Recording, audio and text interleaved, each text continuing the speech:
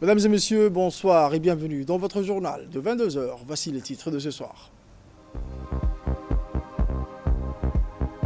Départ du président de la République à destination de la Côte d'Ivoire à Abidjan, où il prendra part à l'investiture de son homologue réélu de ce pays, M. Alassane Ouattara.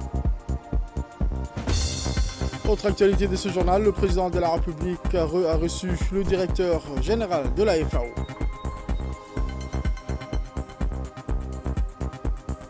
Aux nouvelles mondiales à présent, à Gaza, plus de 57 000 foyers face à une précarité extrême. Les détails ce soir.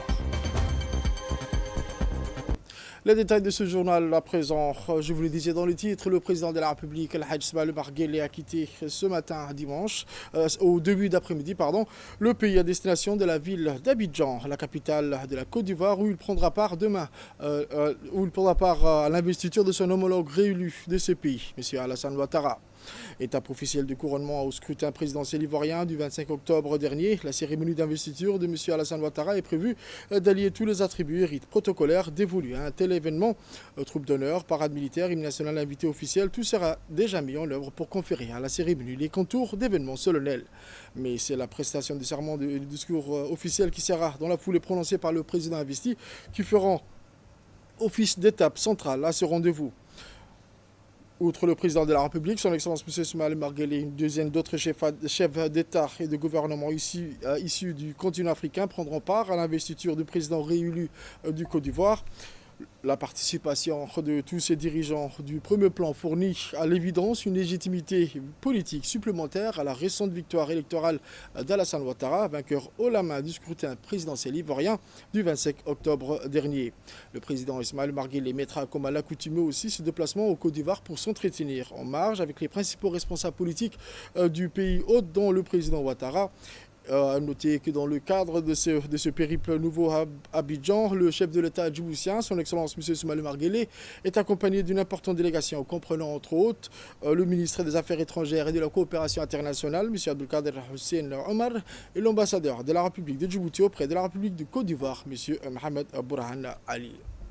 Autre actualité mentionnée dans les titres, le président Ismaël Omar Guelleh, son Excellence Al-Hajj Ismaël Omar Guelleh, a reçu ce dimanche en milieu de matinée au Palais de la République le directeur général de l'Organisation des Nations Unies pour l'alimentation et l'agriculture, M. Chu Dongyu.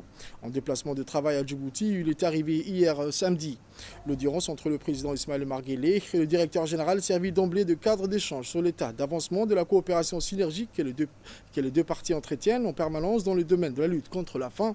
À ce propos, les entretiens ont mis en lumière combien la République de Djibouti et la FAO ont en partage une collaboration réussie en matière de sécurité alimentaire fondée, entre autres, sur des transferts de compétences liés à la notion de diversification nutritionnelle et au développement de projets agro-pastoraux. Les discussions ont ensuite été étendues au partenariat plus récent de notre pays avec la FAO dans les filières qui sont les dattes, l'agrobusiness, l'aquaculture et l'élevage. Sur ce sujet précis, les entretiens ont essentiellement porté sur l'appui stratégique et multiforme pour que l'organisation internationale est en mesure d'apporter à la République de Djibouti dans sa quête légitime d'accéder au financement évalué à environ 100 millions de dollars et propice à une exploitation efficiente de son secteur primaire. Outre le ministre des Affaires étrangères et de la coopération internationale, M. Abdelkader Hussein Omar, et le ministre de l'Agriculture, M. Mohamed Ahmed Awaleh, le représentant permanent de la République de Djibouti auprès de la FAO, de la FIDA et du PAM, M. Idriss Abou Ali, a entre autres pris part à cet événement. Ensuite, le directeur général de l'Organisation des Nations Unies pour l'alimentation et l'agriculture a, dans une réaction, salué les progrès réalisés par la République de Djibouti dans le domaine de la sécurité alimentaire. Il a souligné que la coopération entre la FAO et la République de Djibouti a permis de renforcer la diversification nutritionnelle, de développer des projets agro-pastoraux et de consolider les filières stratégiques telles que l'agrobusiness, l'agriculture et l'élevage. Il a également réaffirmé l'engagement de la FAO à apporter un soutien stratégique et multidimensionnel au pays, notamment dans la mobilisation de financements estimés à 100 millions de dollars afin d'assurer une exploitation durable et efficace du secteur primaire. Ensuite, nous allons écouter le ministre de l'Agriculture, M. Mohamed Ahmed Awaleh, qui a pour sa part évoqué l'initiative Hand-to-Hand qui permettra de renforcer le secteur primaire et d'assurer la sécurité alimentaire. Nous sommes heureux d'accueillir le directeur général de la FAO, malgré que nous soyons un petit pays, il a choisi ce petit pays malgré les 195 pays de la planète. Pourquoi? Parce qu'il a dit un petit pays, ça ne veut pas dire un pays qui n'a pas d'opportunité. Ainsi, dans le cadre de la FAO à Rome, à son initiative Hand to Hand, nous avons initié 4 filières. Ces filières sont les dattes, l'agrobusiness, l'aquaculture et l'élevage. Pour vous dire, nous avons eu des promesses de financement d'un montant de 100 millions à peu près, et nous allons le concrétiser dans le cadre d'une table ronde qui se tiendra au mois de février. Ensuite, dans l'actualité de ce soir également, sous la présidence de son Excellence, M. Dileta Mohamed Dileta, président de l'Assemblée nationale, la conférence des présidents s'est tenue ce dimanche 7 décembre 2025, conformément aux dispositions des articles 12 et 21 du règlement intérieur. Le gouvernement était représenté par son Excellence M. Abdelkader Kamel Mohamed, Premier ministre, ainsi que par M. Hassan Omar Bouran, ministre de la Défense, chargé des relations avec le Parlement. Du côté parlementaire, ont pris part aux travaux Madame la Première et le deuxième vice-président du Parlement, des présidents des groupes parlementaires, des présidents des commissions permanentes, ainsi que le rapporteur général. La conférence est penchée sur 9 projets de loi qui ont été transmis aux différentes commissions concernées. Il s'agit du projet de loi numéro 196, année 2025, 9e législature, portant approbation des comptes financiers de la DDS pour l'exercice 2024. Projet de loi numéro 197, année 2025, 9e législature, portant approbation des comptes financiers de l'aéroport international de Djibouti pour l'exercice 2024. Projet de loi numéro 198, portant adoption des comptes financiers de l'imprimerie nationale de Djibouti pour l'exercice 2024. Le projet de loi numéro 199, portant approbation des comptes financiers de la radio-télévision de Djibouti pour l'exercice 2024. Le projet de loi numéro 200, portant approbation des comptes financiers de l'Institut national de l'administration publique pour l'exercice 2024. Le projet de loi numéro 201, portant approbation des comptes financiers de l'Office djiboutien des développements de l'énergie géothermique pour l'exercice 2024. Le projet de loi numéro 202, portant approbation des comptes financiers de l'Agence de réhabilitation urbaine et du logement social à Rulos pour l'exercice 2024. Et le projet de loi également 203 portant budget initial de l'État pour l'exercice 2026 et le projet de loi 204 portant approbation des comptes financiers de douane des biens WARF pour l'exercice 2024. À l'issue des délibérations, la conférence des présidents a approuvé le programme de travail des commissions permanentes et a fixé la date de la prochaine séance plénière au mercredi 10 décembre 2025. Toujours sous la présidence de son Excellence, M. Dileta Mohamed Dileta, président de l'Assemblée nationale de la République de Djibouti, s'est ouverte toujours ce dimanche 7 décembre 2025 la première journée de la réunion technique consacrée à l'élaboration de la loi type africaine sur le changement climatique organisée par le Parlement panafricain. Cette session a réuni des délégations parlementaires membres du PAP, Zambie, Tunisie et Djibouti, ainsi qu'un panel d'experts juridiques, environnementaux et institutionnels mobilisés pour contribuer à la construction d'un cadre législatif continental cohérent et harmonisé en matière de gouvernance climatique.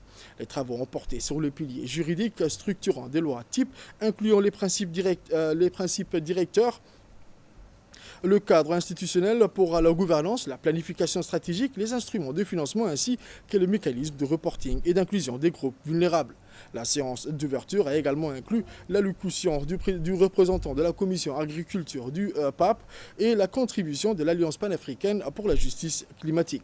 Les échanges, au cours desquels les parlementaires des pays participants ont présenté leur expérience nationale, ont permis de consolider un consensus sur l'importance de doter l'Afrique d'un instrument législatif unificateur.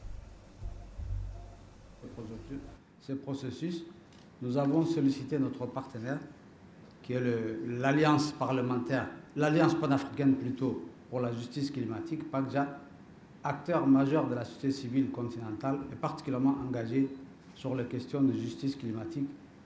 Je tiens, au nom de la commission en charge de l'agriculture du PAP, à exprimer notre profonde gratitude à PACJA pour sa disponibilité constante et son engagement à nos côtés.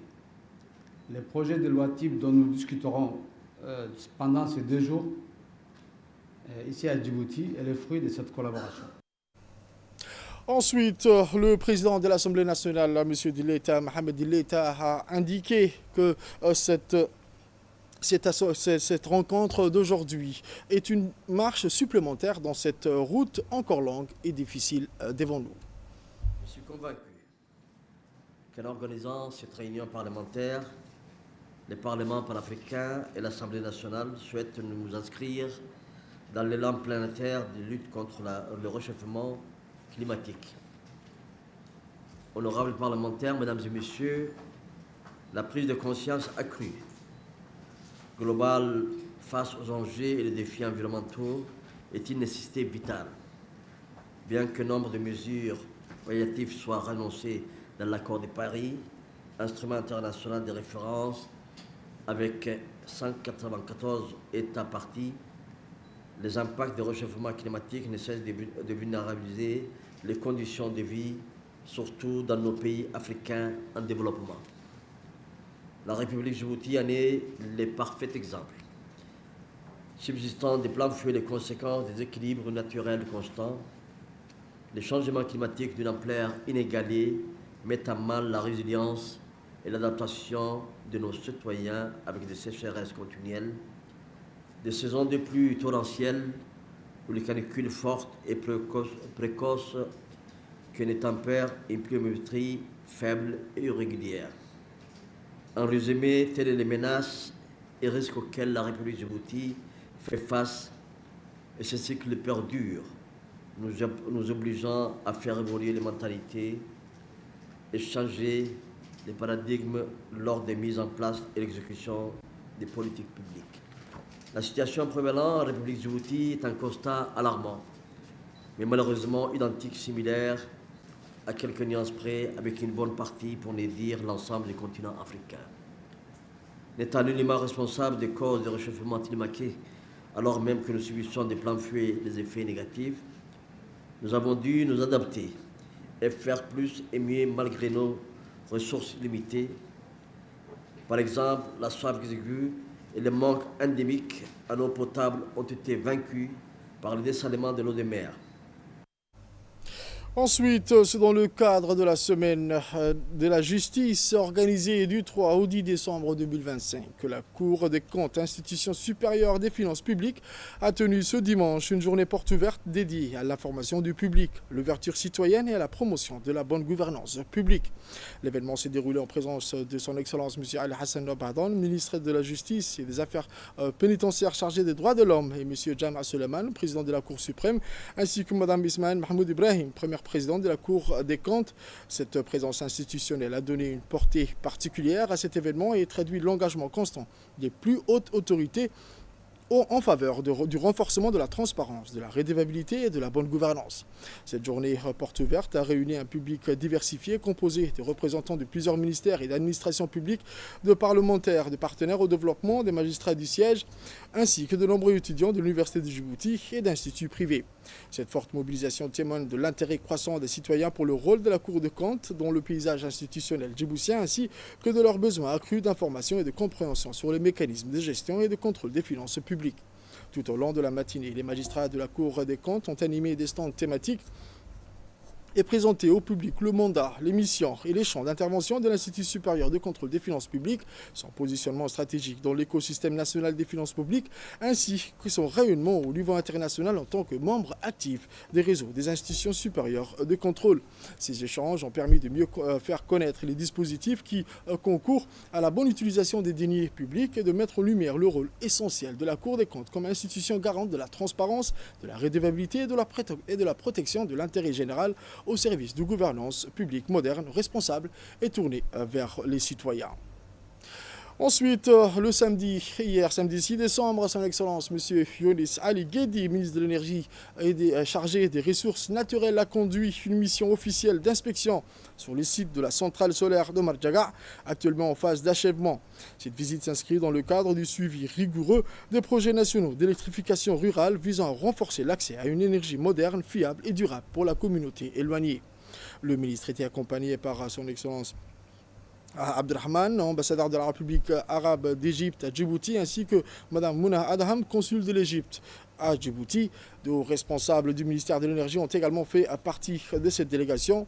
Ce projet structurant financé par le gouvernement égyptien dans le cadre d'une coopération bilatérale renforcée dans le domaine énergétique témoigne de la solidité du partenariat entre la République de Djibouti et la République arabe de l'Égypte. De son côté, le gouvernement djiboutien, à travers le MERN et l'électricité de Djibouti, l'EDD, procédera à la mise en place du réseau électrique du village afin de permettre l'alimentation de l'ensemble des ménages et infrastructures publiques et communautaires.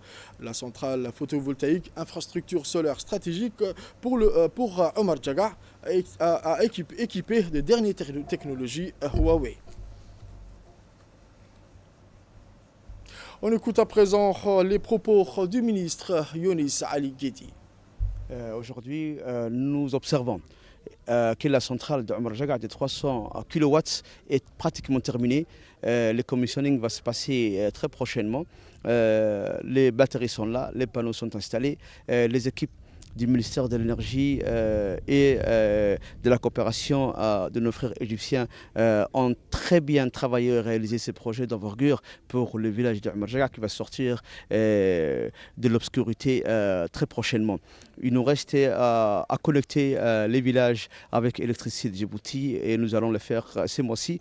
Mais nous nous réjouissons aujourd'hui de l'excellente qualité du travail qui a été réalisé pour cette centrale de Omar Djaga aujourd'hui, qui est une réalité. Nous remercions au nom du président de la République et du gouvernement de Djibouti et de la population djiboutienne, nos frères de la République d'Arabe égyptienne, du président Al-Sisi et de son gouvernement et de son peuple pour cette excellente coopération qui nous a été offerte, cette coopération énergétique qui depuis 10 ans se développe de plus en plus. Et c'est une excellente étape qui a été franchie aujourd'hui. Nous espérons bien entendu d'autres projets qui vont se réaliser. Ensuite, des informations qui nous parviennent à l'instant où le président de la République, son Excellence El Hadj Ismaël Omar Guelleh, est arrivé cet après-midi à Abidjan, la capitale économique de la Côte d'Ivoire, où il prendra part demain à l'investiture de son homologue réélu de ce pays, M. Alassane Ouattara. À son arrivée à l'aéroport international Félix Bonny de Côte d'Ivoire, le président de la République, son Excellence M. Ismaël Omar Guelleh, était accueilli chaleureusement par le Premier ministre ivoirien, M. Robert Begré, ainsi que le consul honoraire de Côte d'Ivoire à Djibouti, M. Tommy Tayoro Nikos. Le président de la République, son Excellence M. Ismaël Omar Guelleh, est à la tête d'une forte délégation pour prendre part à cette cérémonie d'investiture de son homologue qui se tiendra demain au palais présidentiel de la Côte d'Ivoire. Cette délégation comprenant le ministre des Affaires étrangères et de la coopération internationale, M. Abdelkader Hussein Omar, et l'ambassadeur de Djibouti en Côte d'Ivoire, M. Mohamed Bourhan. Cette cérémonie d'investiture de M. Alassane Ouattara est prévue d'allier tous les attributs et rites protocolaires dévolus à un tel événement. Troupe d'honneur, parade militaire, hymne national, invité officiel, tout sera déjà mis en œuvre pour conférer à la cérémonie les contours d'événements solennels consentis au plus haut niveau dans ce pays. Le président Alassane Ouattara évoquera entre autres dans son discours d'investiture sa détermination à poursuivre les efforts entrepris en faveur du développement. Outre le président de la République, El Hadj Ismaël Omar Guelleh, une dizaine d'autres chefs d'État et de gouvernement issus du continent africain prendront part à l'investiture du président réélu du Côte d'Ivoire. Le président congolais, M. Denis Sassou Nguesso, le président sénégalais, Bassirou Diomaye Faye, le président ghanéen, M. John Dramani, le président du Libéria, Joseph Boakai, le président gabonais, M. Bryce, le président du Conseil togolais, M. Ofor, le président angolais, M. Joao, le président de la Gambie, Adama Barrow, le président de la Sierra Leone, M. Madabio, le président de l'Union des Comores, M. Azali Assoumani, font notamment partie des dirigeants africains et ont annoncé leur intention de prendre part à cet événement.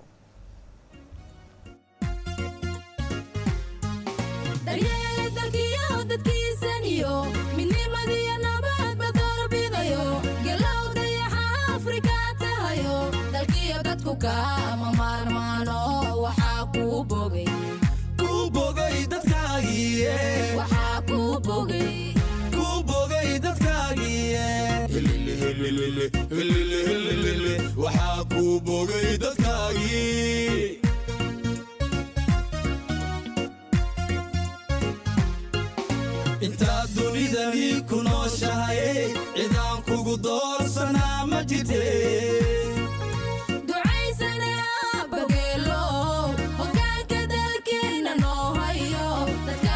كجعل دادي dadkaaga ku jecel la daadii dadkaaga ku jecel la daadii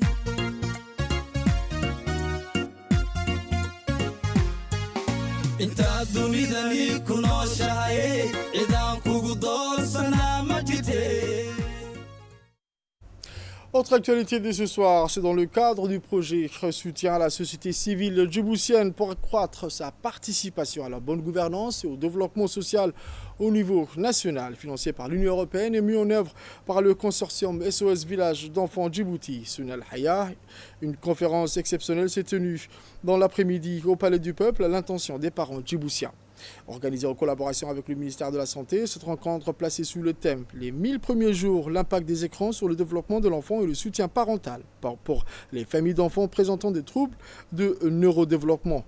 L'événement avait pour objectif de sensibiliser le public à l'importance déterminante des 1000 premiers jours de vie dans le développement de l'enfant, tout en alertant sur les risques d'une exposition précoce et excessive aux écrans.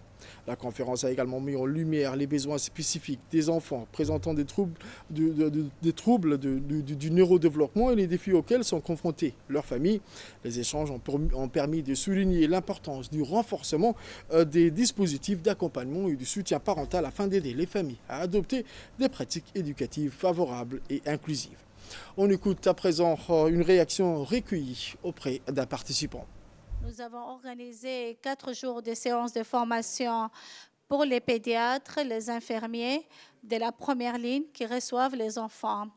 Et aujourd'hui, on était en conférence qui parlait, les 2 thèmes provoqués étaient les 1000 premiers jours de la vie d'un enfant et les problèmes d'écran et la guidance parentale.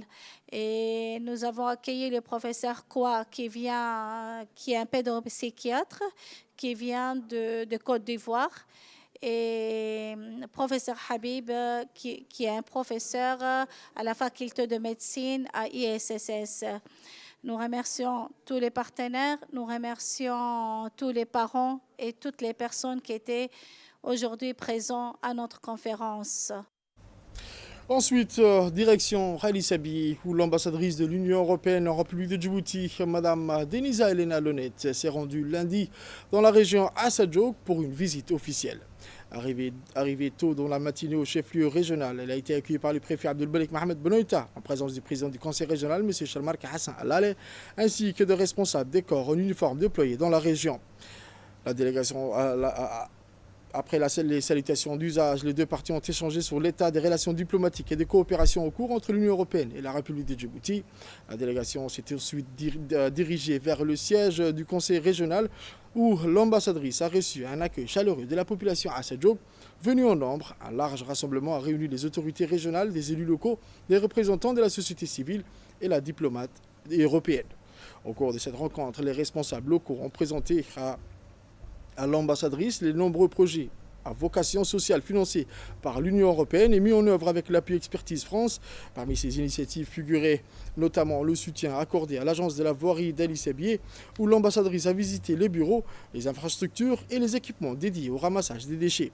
Les responsables de l'agence lui ont exposé l'historique, les missions et les progrès réalisés depuis sa création. La visite s'est poursuivie également à l'hôpital régional d'Haile Selassie, où l'ambassadrice a été reçue par le directeur général, M. Mohamed Meghil, ainsi que par le directeur de l'AVAS. Ces échanges ont permis de mettre en lumière les appuis européens dans les domaines de la santé et des services urbains.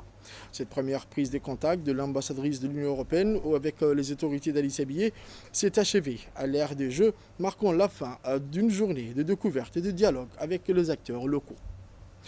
Dans la journée du jeudi 4 décembre 2025, la sous-préfecture de Korangar a accueilli une mission conjointe conduite par le président du conseil régional d'Obok, M. Mohamed Ahmed Ismail, accompagné par la représentante de la préfecture, Mme Zeynep Ibrahim, les représentants de l'éducation et de l'UNICEF, mais aussi de la société civile.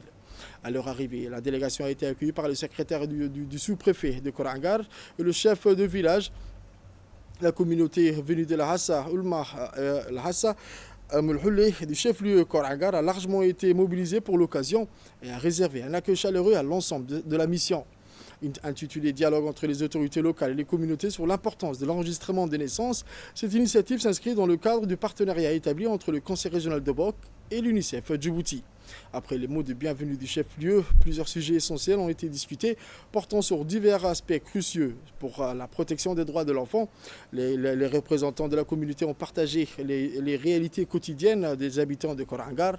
La mobilisation de la communauté a été saluée par l'ensemble des participants, témoignant de l'importance accordée à cette question essentielle pour le développement humain et social de la région. Dans la matinée du mercredi 3 décembre, une délégation de l'IGAD conduite par le directeur M. Dahir s'est rendue dans la localité de Guilori, en présence du sous-directeur de l'agriculture M. Moussa, de Mme Khadiga Mohamed Ibrahim, représentant du MFF de Tadjoura, ainsi que M. Abdallah du ministère de l'Environnement. Cette mission avait pour objectif de célébrer la cérémonie de distribution de matériel agricole destiné à la coopérative de Guilori dans le cadre de la deuxième phase du programme. À leur arrivée, la même délégation de l'IGAD a été accueillie chaleureusement par le chef du village, les femmes et l'ensemble de la société civile de Guilori et 200 avec les matériels agricoles et 200 kg de semences fourragères. La cérémonie s'est poursuivie par la remise officielle du matériel agricole au bénéfice des femmes et des hommes de la communauté, marquant ainsi une étape importante pour le renforcement des capacités agricoles locales. L'autorité intergouvernementale pour le développement, avec le soutien du Fonds africain pour le changement climatique, de la Banque africaine de développement, a lancé une nouvelle phase de son intervention communautaire visant à renforcer la résilience pastorale à travers la production durable de fourrage dans la région de Tadjoura. Celui des Guilori, qu'on se trouve actuellement sur une région montagneuse.